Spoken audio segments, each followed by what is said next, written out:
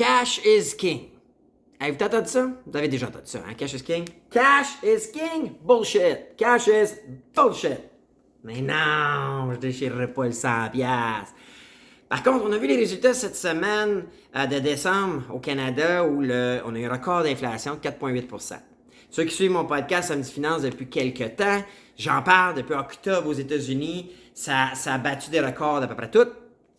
On est à 7% en décembre aux États-Unis. Ça veut dire que notre cash perd de la valeur. Donc, notre cash à 5% a perdu cette année 5%. Notre 100$ vaut 95, l'année prochaine 90, l'année d'après 85. Alors, comment on fait se protéger, nous, les consommateurs, la classe moyenne, pour éviter de perdre? Et aujourd'hui, j'ai décidé à Samedi Finance de vous parler de moi, mes 5 places où j'investis, où je mets ce 100$-là pour en faire prendre la valeur. Alors, je fais jouer la petite intro, puis je l'explique, puis je vous présente mes 5 endroits où j'investis pour pouvoir combattre l'inflation.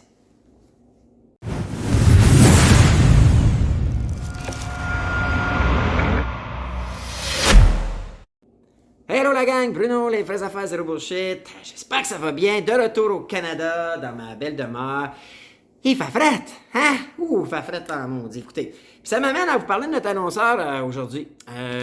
Vous l'avez déjà entendu dans les podcasts, c'est Shop Pratico. Shop Pratico, c'est un site web de produits, tout plus pratico-pratique, les uns que les autres, OK? On essaye de trouver des produits quand même assez rares sur Shop Pratico. Puis aujourd'hui, je vous présente ma veste chauffante. Ah! Ça frette, hein? À du -30. Alors, tout ce que ça prend, c'est une batterie, un power pack, là. On a tout ça à cette heure-là. Donc, tu branches ça dans ta poche, mets ça dans ta poche, et la veste chauffe. Fait -30, mets ça en dessous de ton manteau d'hiver, t'es bien. Alors, voyez-vous ici, là, tu as différents degrés pour de ça. Tu peux l'avoir rouge, tu peux l'avoir bleu, tu peux l'avoir blanc, tu peux l'avoir vert. Ah non, il y a 3 dans la veste. Et il y a aussi le manteau. Alors, je vous mets le lien dans la description, puis j'ai réactivé le code ROCK20 pour vous donner 20% de rabais. Si ça vous tente, il y a l'option manteau, il y a l'option veste.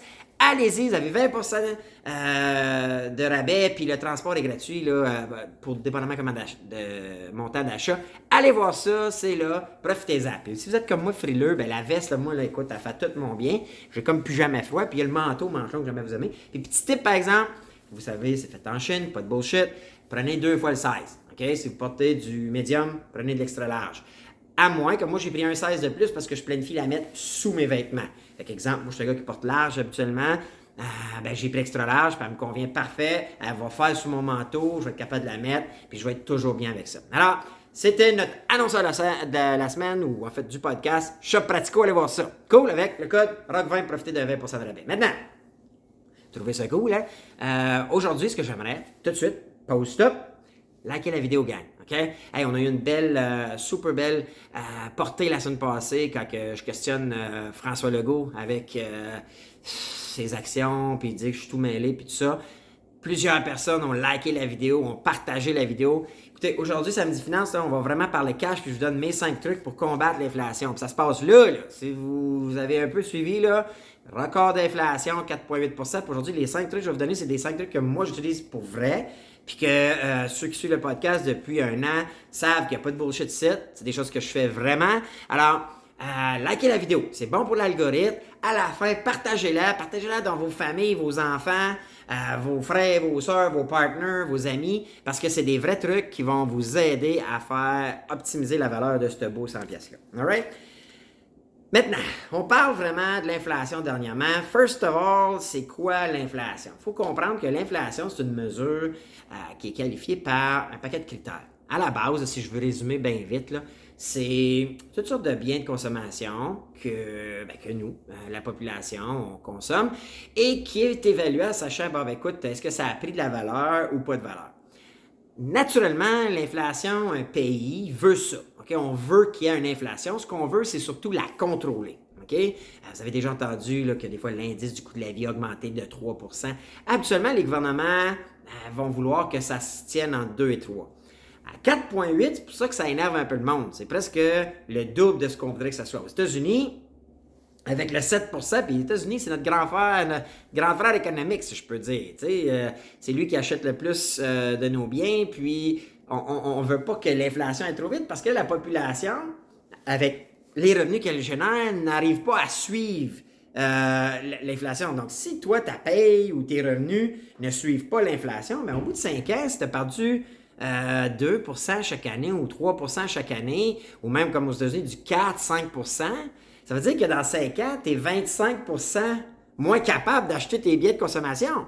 Et ça, c'est un problème, parce que tu veux pas que ta population s'appauvrisse, même si on le sait que nos banques, nos gouvernements, je pense qu'il y a bien de la bullshit là-dedans, mais à la base, tu veux pas laisser ça aller, parce que le cœur d'une économie, c'est justement que les gens transigent, qu'il y ait des revenus, qu'il y ait des dépenses, des revenus, des dépenses, et c'est ça qui fait rouler, pour la grande majorité, tout notre moteur économique. All right? So, dans le problème en ce moment, ou le challenge en ce moment de l'inflation, c'est que là, ton cash, puis vous l'avez entendu, le cash is king.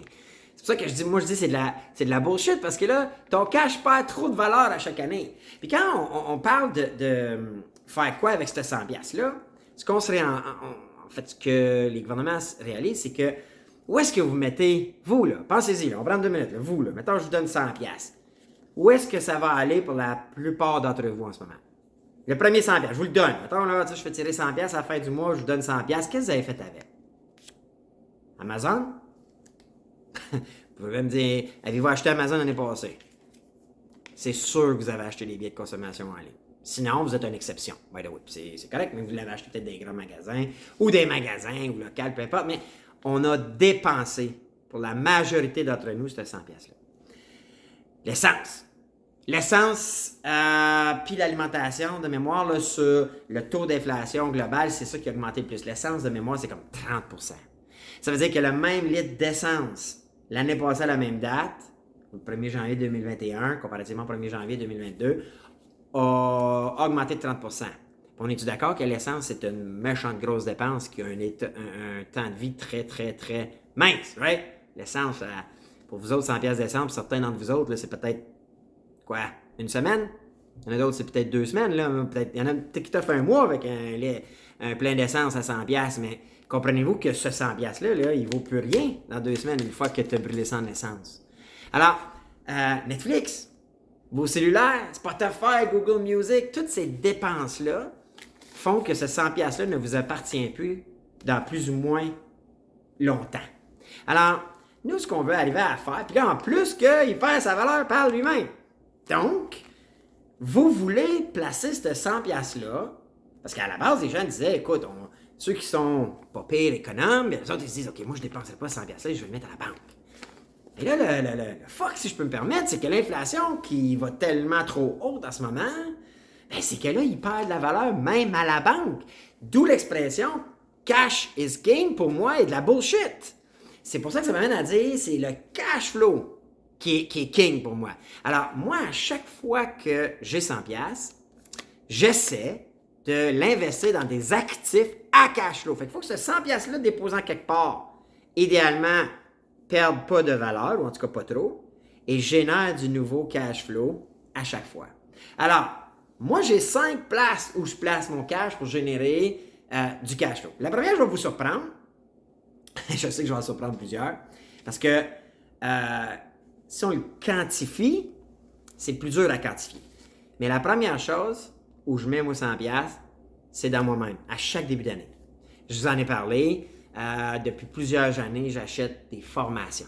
Quand je parle de vous-même, j'investis dans mon learning, dans mon intelligence financière, affaires, peu importe le domaine.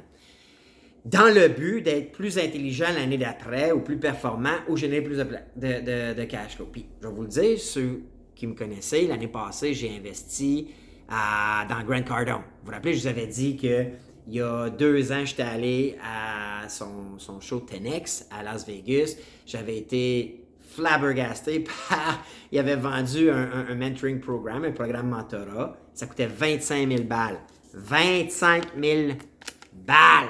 Hey, c'est 2500... Non, c'est 250 $100, ça. 2000, ouais, c'est ça. 2000, excusez. Sur 250 $100. Puis le monde achetait son mentoring programme. Puis moi, je ne l'avais pas acheté. J'avais dit, ils sont fous acheter 25 000 du mentorat pendant 1 an. Puis, Je l'ai fait l'année d'après. Je m'étais mis ça comme target personnel et en 2021, puis là, ils ont tout fermé, fait que j'ai pas eu la même expérience, mais quand même. Et je peux vous dire une chose, depuis que je fais ça, depuis ceux qui me connaissent, ça va faire une quinzaine d'années que je prends un soin mordicus à acheter des formations pour m'éduquer sur les affaires, la bourse, la crypto, vous savez. Donc, moi, je crois à investir dans soi-même et je vous le dis, là, faites attention, il y a beaucoup de contenu sur YouTube.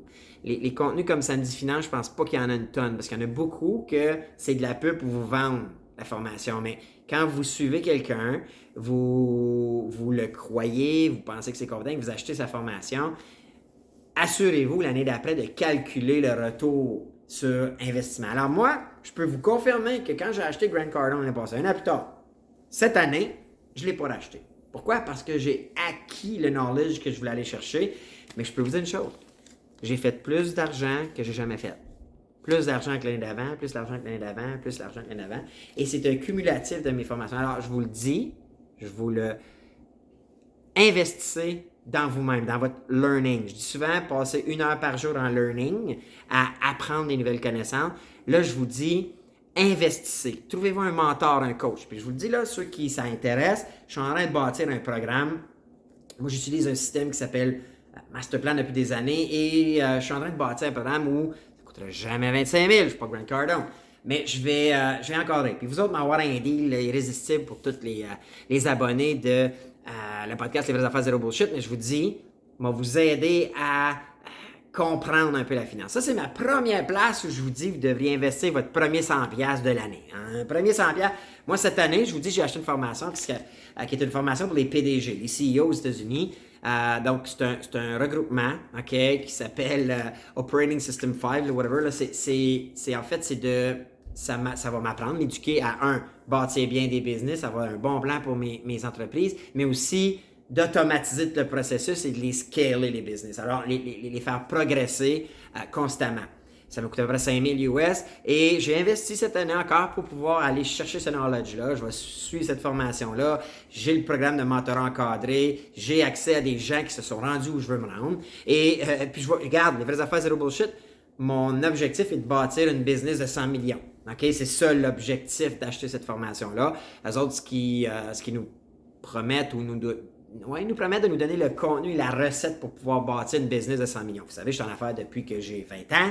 Ça fait 25 ans que je suis en affaires. C'est toujours moi qui ai signé mes chèques de paye. Maintenant, vous savez, mes entreprises me payent par dividende à la fin de l'année seulement, sur les profits seulement et non par chèque de paye. Parce que là, je sais qu'il y en a qui tricotent entre la paye et le dividende là, pour un point de vue fiscal. Mais même moi, mon comptable, s'il est là, il le sait, il a été surpris. Il m'a dit, Bruno, je ne suis pas sûr que tu ne devrais pas te verser une paye.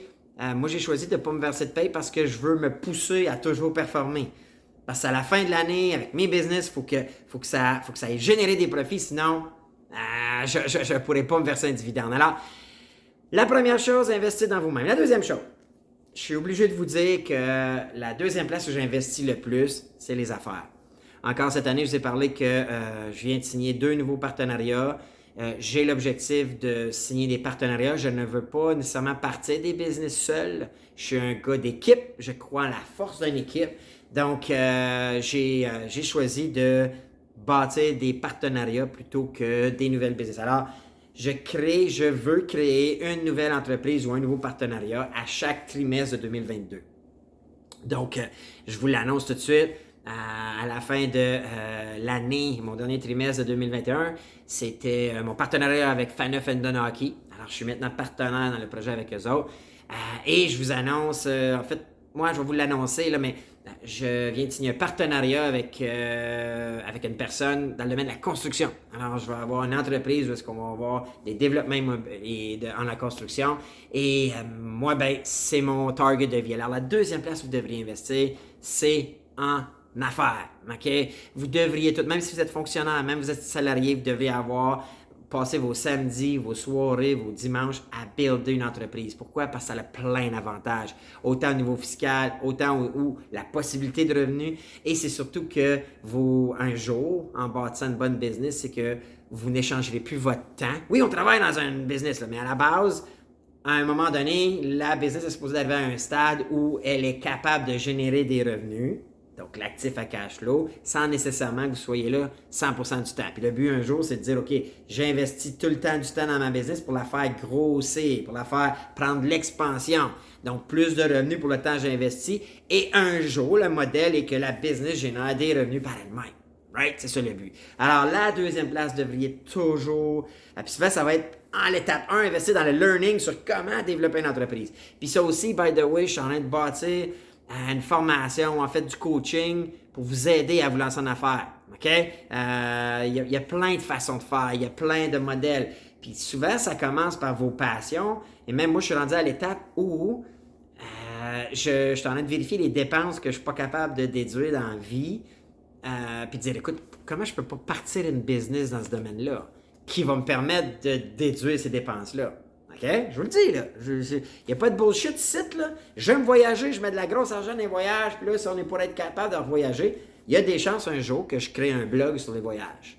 Pourquoi? Parce que je vais voyager, je vais créer un blog, du contenu, je vais le mettre en ligne gratuit, qui va être des... En fait, le blog, ça va être des reviews, des resorts, je vais visiter, des villes, je vais visiter, puis tout ça. Et parce que j'utilise les outils qui sont gratuits en ligne, comme YouTube, Facebook et tout ça, dans YouTube, quand tu bâtis du contenu qui génère des views, il te rémunère. Donc, tu viens de créer une business. Et là, ça fait que tu peux déduire une partie de ton voyage, celui que tu utilises pour travailler, et ça fait que ta dépense de 100$ est beaucoup moins imposée. OK? Parce que ça, c'est l'autre problème. Quand on a 100$, ce 100$ que j'ai dans mes mains, un jour, j'ai payé de l'impôt dessus. Right? Alors, on veut essayer de minimiser. Moi, je vous le dis, là, je le sais, le monde va dire, ouais, mais plus tu payes d'impôts, plus t'es riche. Bullshit! Bullshit, bullshit, bullshit! OK? Les plus riches de la planète n'en payent pas d'impôts. Ou en payent beaucoup moins. Warren Buffett le dit, Elon Musk, j'ai déjà entendu, moi, un gars qui me disait, voyons, Bruno, si plus t'es riche parce que plus tu payes d'impôts, ça veut dire que tu as fait plus d'argent. Oui, mais ça veut aussi dire que tu es ignorant puis tu n'as pas optimisé tes options de déduction fiscale. Puis que tu travailles pour le gouvernement qui, lui, s'en calisse de ce qu'il fait. Ce qu'ils font en ce moment avec notre argent, c'est désastreux, gang. Right? C'est désastreux. Les dépenses qu'ils font, l'argent qu'ils prennent, c'est désastreux. Fait que c'est comme dire, hey, moi, quand le gouvernement m'a donné, moi, 40$ sur le 100$, là, parce que c'est 40% d'impôt, puis je te fais confiance avec ce que tu vas faire avec le 40$. Bullshit! Ils n'ont même pas été capables, en mettant 50% du budget fiscal, même pas été capables de prendre soin de nos aînés puis de notre système de santé. Fait qu'il y a de la bullshit, là. Je vous le dis, il y a plein de bullshit. C'est mon opinion. Je ne suis pas conseiller financier puis je ne suis pas expert. Mais moi, c'est de même que je travaille à tous les jours pour pouvoir combattre l'inflation puis optimiser chaque 100$ que j'ai. Maintenant, ça m'amène à ma troisième stratégie. Vous le savez, ceux qui suivent le podcast, immobilier à cash flow positif. J'avais des immeubles, j'avais des condos, puis ils ont pris de la valeur. Donc, j'ai été chanceux parce que... Puis pas de bullshit site, là. Il y en a qui vont dire, ben oui, mais l'immobilier, ça a toujours monté. Bullshit! Il y a eu des années, parlez-en en 2008-2009 aux États-Unis, puis il y a des années où ça n'a pas été tout le temps haut. Là, c'était haut. J'ai acheté des condos il y a quelques années, je les ai revendus et j'ai fait un beau chunk d'argent. Je vous l'ai déjà dit, là, avec 5 unités, j'ai fait au-dessus de 500 000. Maintenant, ça, si tu es honnête avec toi-même, comme moi je le suis, puis avec vous, c'est la chance. J'ai acheté au bon moment, j'ai vendu au bon moment, c'est du trading. Mais je les ai vendus parce qu'ils n'étaient pas cash flow positifs. Et là, ce que je suis en train de faire, OK, c'est de rechercher des unités qui sont, elles, cash flow positifs. Et tu devrais faire entre 75 et 100$ de l'apport par mois. Ça veut dire que le même 100$ qui monte ou qui descend, même si le marché crash immobilier dans les 3 prochaines années, je suis supposé de faire 100$ par mois avec mon investissement. Et c'est quand tu comprends cette game-là que tu peux tout fighter, l'inflation, puis le fait que le gouvernement prenne du cash, puis les dépenses de Mongols qu'ils font avec notre argent. Alors, l'immobilier à cash flow, là, faites attention. Je crois à acheter sa première maison. C'est sûr que je crois. Pourquoi? Parce que la plupart des gens, aujourd'hui, les propriétaires, le loyer, la plupart des propriétaires ou les investisseurs immobiliers comprennent la game comme que moi je comprends. C'est que le locataire, il faut qu'il paye plus que en fait, les costs de ta propriété. Donc, les loyers aujourd'hui sont beaucoup plus élevés que dans le temps. Dans le temps, on pouvait dire, hey, louer peut être aussi avantageux que d'acheter ta première maison, ta première unité, si tu as ton loyer qui est beaucoup... Parce qu'en théorie, ton loyer est supposé être plus bas que le propriétaire et tu es supposé mettre la différence dans des placements à rendement de 7-8% idéalement, puis tu es capable de breacher plus. Donc, avec la différence, tu es capable de faire plus d'argent que ta propriété qui, dans le temps, surtout dans les années 80, avait une hypothèque avec des taux d'hypothèque. Moi, mon père et ma mère m'ont déjà dit qu'ils ont eu un taux d'hypothèque à 20%. La situation passée était différente et tu pouvais peut-être faire plus d'argent à être locataire qu'à être propriétaire. Mais pas aujourd'hui. L'hypothèque était quoi? 1, 2, 3%, même pas. Les propriétaires louent beaucoup plus cher puis sont pour la plupart cash flow positif. Alors le loyer, à moins d'avoir un méchant bon loyer depuis longtemps, parce qu'il y a des règles qui font que le propriétaire, si vous êtes locataire depuis longtemps, ne peut pas augmenter plus que l'indice du coût de la vie. Mais la plupart, si vous avez changé de logement ou si vous avez des logements plus neufs, vous payez probablement give and take plus ou moins 75 à 100 pièces de plus à chaque mois que les costs du propriétaire. Je vous le dis. Si vous êtes locataire, c'est ça qui se passe. Donc, moi, aujourd'hui, je recommande à tout le monde d'acheter sa première maison. Puis, tous les indices portent à croire que les 20 prochaines années vont faire que votre investissement va prendre la valeur. Mais moi, aujourd'hui, comme troisième stratégie, je parle à cash flow positif. Je parle de votre deuxième, troisième, quatrième porte. Vous devriez avoir dans vos targets de prendre ces 100$-là, le mettre de côté et viser à acheter une deuxième propriété si vous n'en avez pas deux. Puis pas une deuxième comme un chalet qui est une dépense, là. Non, un deuxième qui a un locataire dedans, ou il y en a que j'ai des chums qui ont un chalet mais qui vont louer Airbnb, donc qui génèrent suffisamment de revenus pour couvrir la dépense. So, important de toujours comprendre la game de l'investissement immobilier, right? Alors aujourd'hui, je pense que vous devriez acheter votre première maison dans un budget raisonnable pour vos revenus qui ne vous permet pas d'investir dans d'autres actifs à cash flow. Sachant, ou en tout cas espérant, parce qu'on n'a pas le contrôle là-dessus, on ne le sait pas, mais on pense et tous les indices nous laissent porter à croire que l'immobilier va continuer de prendre de la valeur. Alors, moi je vous le dis, ma troisième place où je mets mes 100$, c'est dans l'immobilier à cash flow. Quatrième place, la bourse. Là, je vous le dis, si vous écoutez ce podcast-là aujourd'hui, ça plante en ce moment, OK? Et ça, c'est de la manipulation des gros joueurs. Les grandes banques, les fonds, c'est le temps. Et je vous le dis, je vous l'ai souvent expliqué parce que ça m'amène à mon autre point aussi. Moi, la bourse, je tente toujours, pas à 100%, puis c'est l'erreur, j'en ai parlé dans un autre podcast cette année, je suis tombé un peu trop en amour avec certains stocks, certaines compagnies qui ont fait un paquet d'argent, puis que j'ai pas vendu en pensant qu'il en fera encore plus.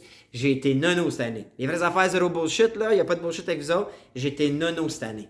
Mara, j'en ai parlé souvent, Mara, une compagnie de mining américaine.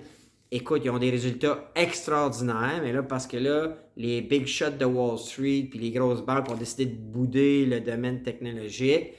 Puis ils boudent même pas. Ils envoient de la fausse information sur Twitter puis des médias dans le but d'eux autres acheter à rabais. Pour moi, là, c'est des bandits, ces gens-là. Et quand tu comprends la game, tu vois ce qu'ils font. D'où l'importance de nous autres ne pas arrêter d'acheter à chaque semaine. Maintenant, je vous dis, en 2022, je vais vous en parler dans un autre podcast, je vais avoir une stratégie aussi de vendre à profit. Je vais mettre une cible, premièrement un profit de 10, 15, 20% et de revendre aussi en DCA, en dollar cost average. Donc, je vais ressortir du marché avec des profits, je vais garder 100$ parce qu'il va y avoir le prochain crash. C'est cyclique, il y a toujours un crash. Puis je me suis fait un peu avoir parce que j'ai pensé que la bull run serait un peu plus longue et j'ai été greedy. Alors, tant pis pour moi. Par contre, j'ai encore mes actions.